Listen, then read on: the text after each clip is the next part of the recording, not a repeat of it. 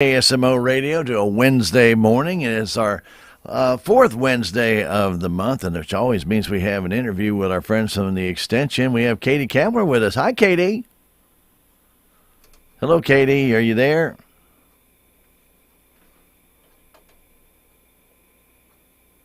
Hi, Katie. Are you there? Yes. All right. There we go. All right. I didn't have the right button pushed down. That's not good. But we are ready to rock and roll and talk a little bit about, obviously, that time of year we are, spring, which is usually a very good growing season. And Katie and I kind of just touched base a little bit before we got on the air. But really, right now, people should be making sure that their soils and everything is good for planting, right, Katie? Should that be what's going on right now? Yes.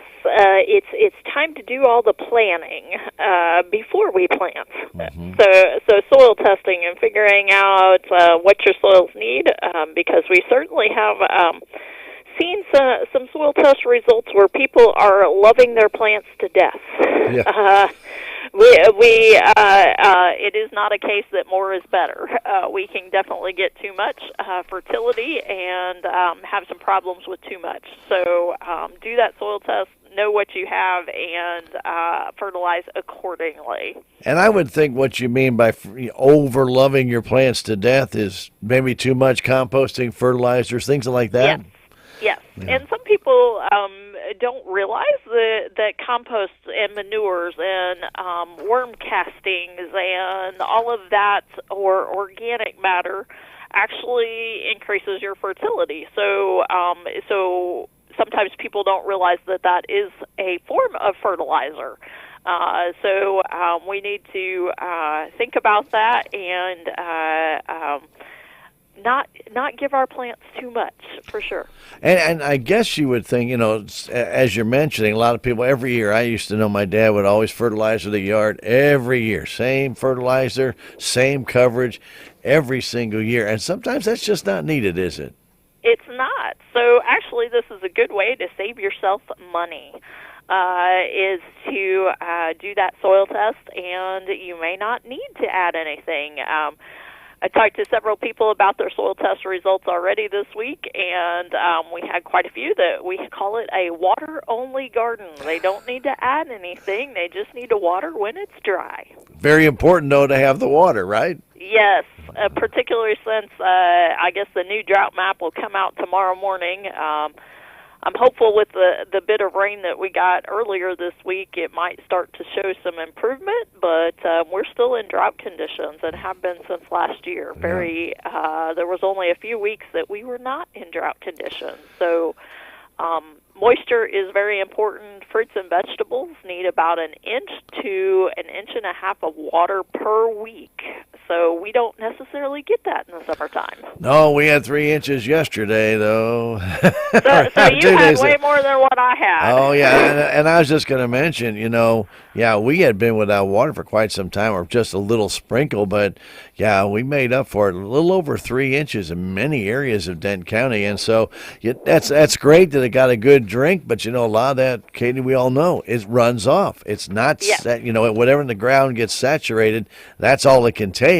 And then after that, it runs down the stream and it's gone, isn't it? That's right, and we need to have those rains that recharge our soil moisture level and make up for all the drought. And when we get the heavy rains, we may have gotten a lot of rain, but it all disappeared because it came down too fast and took off on us. I'm a creature of habit. I think most people are, and I know my father.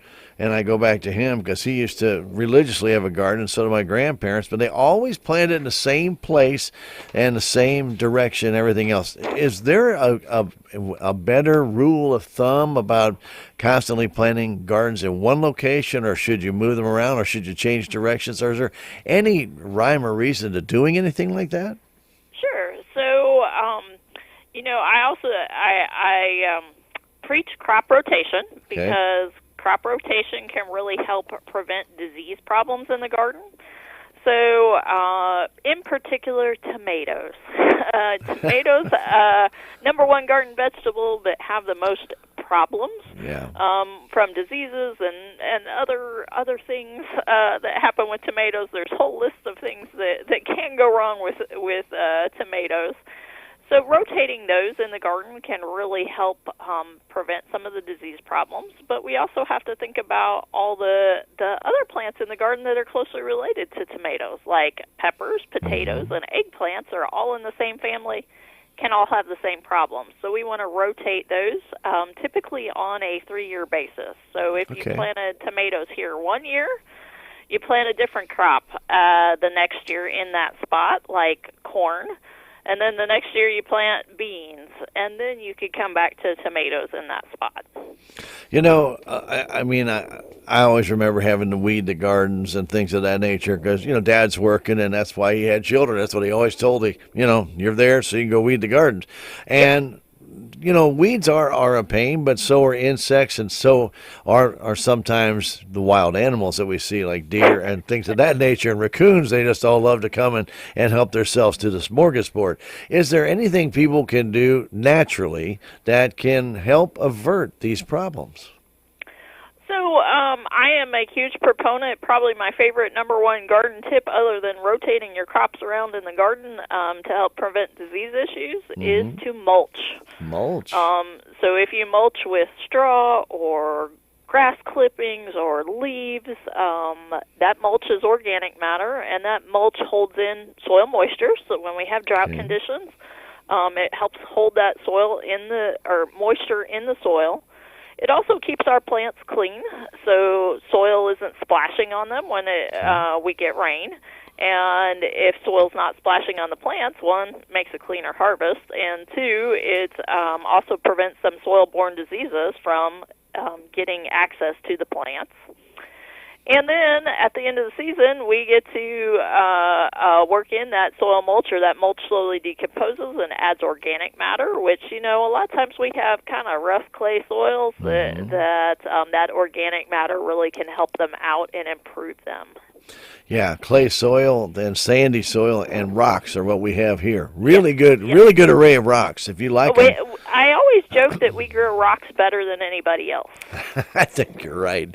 And they seem to grow bigger every year. Yes. Yeah, no doubt about that. Is there any particular better time? Because obviously, what I guess I'm getting to is we're not out of the freeze system yet. Obviously, this morning we have a frost. We have another one predicted for the morning. Katie, when is the safe time that somebody can actually put out their spring vegetables or their flowers and say, I don't have to worry about a frost anymore? Well, I wish I knew that magic number. So in our area, typically our last average frost date is April 15th. Okay. That doesn't mean that we can't get a frost after April 15th. No. So that is our average, and we can have cool season crops in the vegetable garden now because they will take those colder temperatures and such.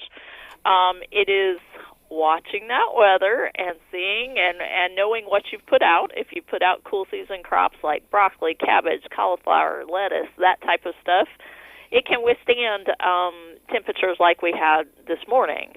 However, if you set out your tomatoes, no, they're done. Yeah. So they are warm season crops. They absolutely know this is not what we signed up for. So honestly, even with those warm season crops, that April 15th date that I give, and you see the weather and it says, oh, well, it's supposed to stay warm. However, soil temperatures and night temperatures still cool down, so tomatoes just really aren't happy that way. So if you wait till later, even into May, to plant, they are going to do much better because the conditions are better for them. So some people say, I can cover them and they'll be just as good, but it's still it's taxing on those plants, isn't it? Sure, yes, and it's a lot more work for you when you could plant them a few weeks later and not have to worry about it, and they would catch up with ones that were planted on an earlier date just because the conditions are better. I know my dad used to plant tomatoes twice a year. He'd plant them early, and I say early. He'd plant them in usually late April, and then he'd plant some late summer. Is that something that works for a lot of people? Sure. We can honestly do very well with what we call fall gardens. Okay. So, usually starting in August at some point, depending on what the crop is, planting and getting another crop of either our cool season vegetables again, or we can do cucumbers and beans are fairly short season that we can get other crops of those in before our frost. Some people now, and I was talking to Tom Haynes, one of our master gardeners here. He was talking about some raised beds gardens that he's going to try this year. He had not done that before, and he's going to try them at his home. Can you tell us about raised bed gardens? So raised bed gardens are very popular. You get to choose your soil. You get to choose what material you build them out of. So you get lots of choices there, and some of it depends on how much money you want to spend and what you want it to look like. The biggest caveat is that they are like a big flower pot, so they are going to dry out quicker than and warm up quicker than if you were gardening in the ground. So there are some advantages to that. So because they are warming up quicker, you might have a better opportunity to plant some stuff early. However, they dry out quicker, so that means you really do need to figure out how you are going to water those and keep them irrigated. So if you have raised beds, you might be able to have a turnover a little bit quicker and getting faster vegetables, but you also have to make sure you keep them watered constantly.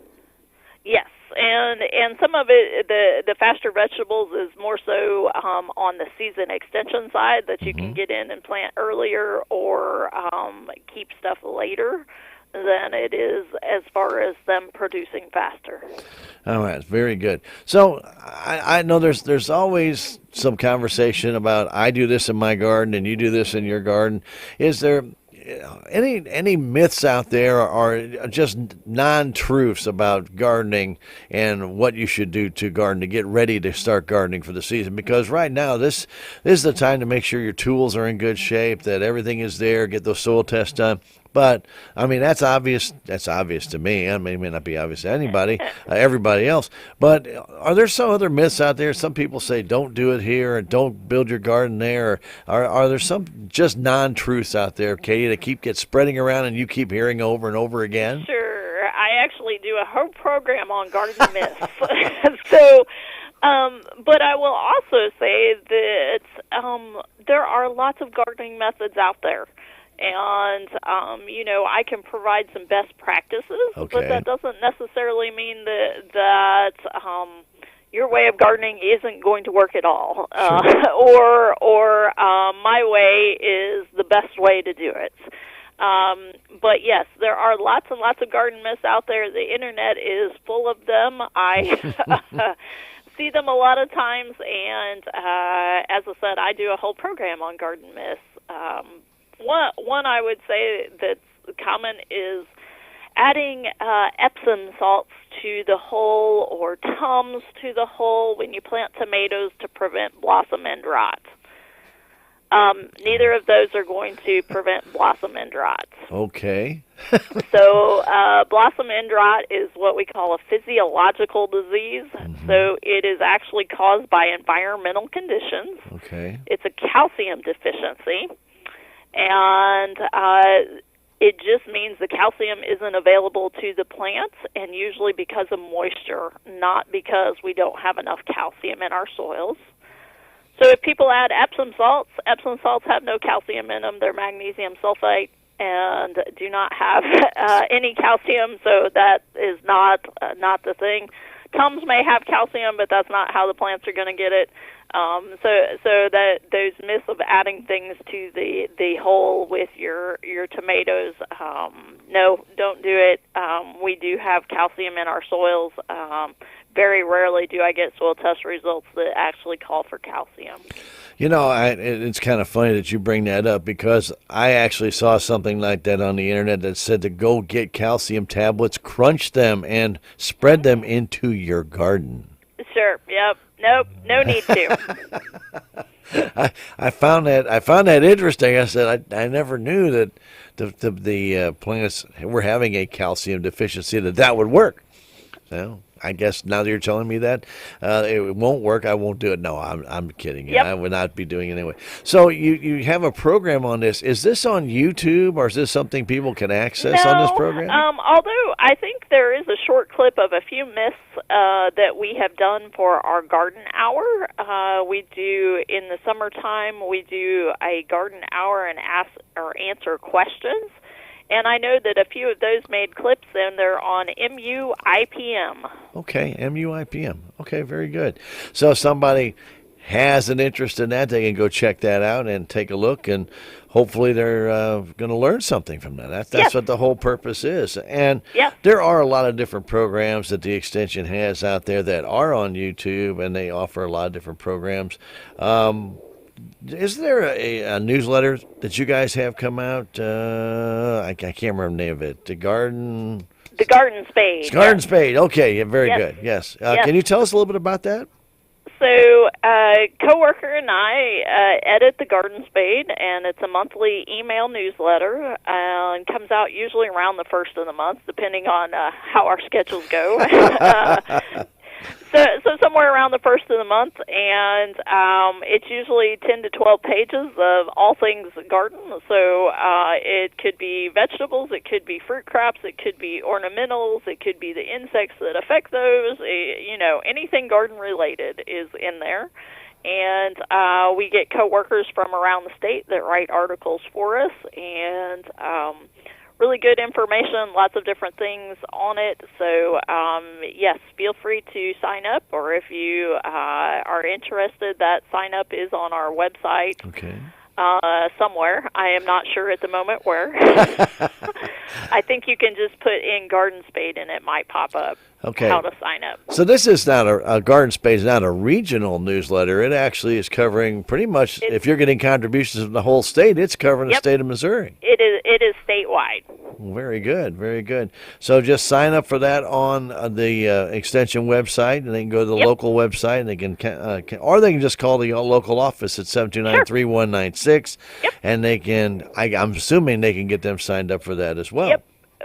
They can send me an email with their email address, and that's all we need to sign you up. Makes it sound like it's pretty easy. Yeah. Yeah. So when I get my newsletter and I look at this and I see your recommendations, do you have people respond to that newsletter and say, "Hey, I tried this and it worked," or that's not working for me? Do you get the feedback off that newsletter? So we do get feedback off the newsletter. A lot of times it's more so that I love this article or I didn't agree with this article. Okay. Sometimes, and sometimes it's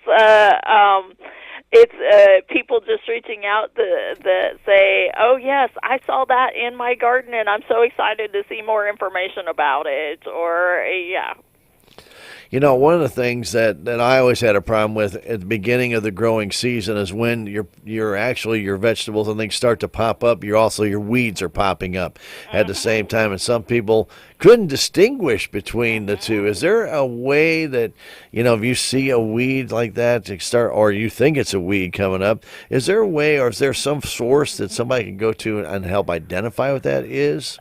So I'm pretty good at weed identification, and if I can't figure it out, usually I've got a network of coworkers that we can figure it out amongst us. I know there are lots of phone apps out there now. I don't know how well they do with seedling weeds. Okay. And they are sometimes hit and miss on larger weeds. Sometimes they give you a place to start to figure out what it is. But always don't take those necessarily for the gospel truth, but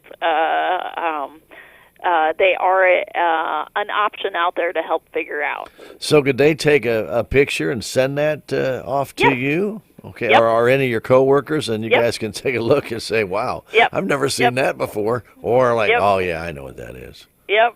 All right, very good. And how would they get that to you? So feel free to email me, and my email is my last name, first initial, which is Kammler, KAMMLERK @ Missouri, spelled out, .edu. Okay, very good. Well, I mean, to tell you that would make things a lot easier if you just don't understand what that might be. And I tell you, so many people are getting into gardening now, some first timers, that they're not going to know the difference between the seedling and the weed. Sure, and when they're little, they a lot of plants look alike. Yeah, they do. They really do. And so this is why I wanted to bring that up, because people like yourself who know what that is will prevent somebody from digging up their hard-earned crops that they just planted. That's right. Yes. Very good. Katie, I'm about out of questions unless you have something else that you wanted to interject. Nope, just keep on the lookout for information, and we will be starting our garden hour here in April, and that's on Wednesdays at noon. We do that on our MU IPM YouTube channel, or you can sign up and join it live on Zoom. All right, very good. I guess the last thing I wanted to interject was at our community garden. We had Tom Haynes and Charlie Grimm on earlier on the air earlier this month, and those plots are out there, and they've got them pretty well ready to go, and the first plot is free. And that's really a great thing to have in our community, isn't it? Yes, the community gardens are awesome, and I'm coming to do a program for the community garden later this year. I'm not sure when or what the topic is off the top of my head, but I know I'm coming at some point. Well, we look forward to seeing you when you get here, and also we hope that the rest of the year is a little bit more conducive to you. We hope without the freezing like we had last night. Yes, hopefully the weather will straighten out, and we have a great garden year. All right. Well, Katie, I appreciate your time, and thank you very much for calling in. We always appreciate our friends from the Extension, and we hope you have a fantastic year. And look forward to seeing you at our community garden. All right. Sounds good. Thank you. Katie, thank you for the call. You're welcome. Okay, bye-bye. Bye. All right, that's Katie Kamler from the Extension, and, of course, we really appreciate our friends from the Extension, and she's pretty much a master of horticulture. So if you have questions about weed identification, plant identification, if you need some assistance with your soil test or something of that nature, she's the one you want to contact. And you can email her again if you have a plant or something you're not quite sure what it is. Email her Kamler, K at Missouri.edu. That's KAMMLERK at Missouri. Spell it out, MISSOURI.edu. Take a picture of it, send it to her, and she'll be able to identify that and get back to you whether that's actually a good crop or if that's something you want to be eliminating from your garden. If you have any other questions about our extension, you can always call 729-3196. And yes, the Master Gardener program is still going on strong in Denton, Phelps County. We got, if you want to plot out at the community garden, you can call the extension 729-3196. You can also call Charlie Grimm. He's in charge of that at 573-368-9902. So a lot of good stuff happening. And again, we want to thank our friends from the Extension. They have a program that comes your way on the last Wednesday of every month right here on KSMO Radio. We really do appreciate them and all that they do for us. All right, keep it right here, KSMO.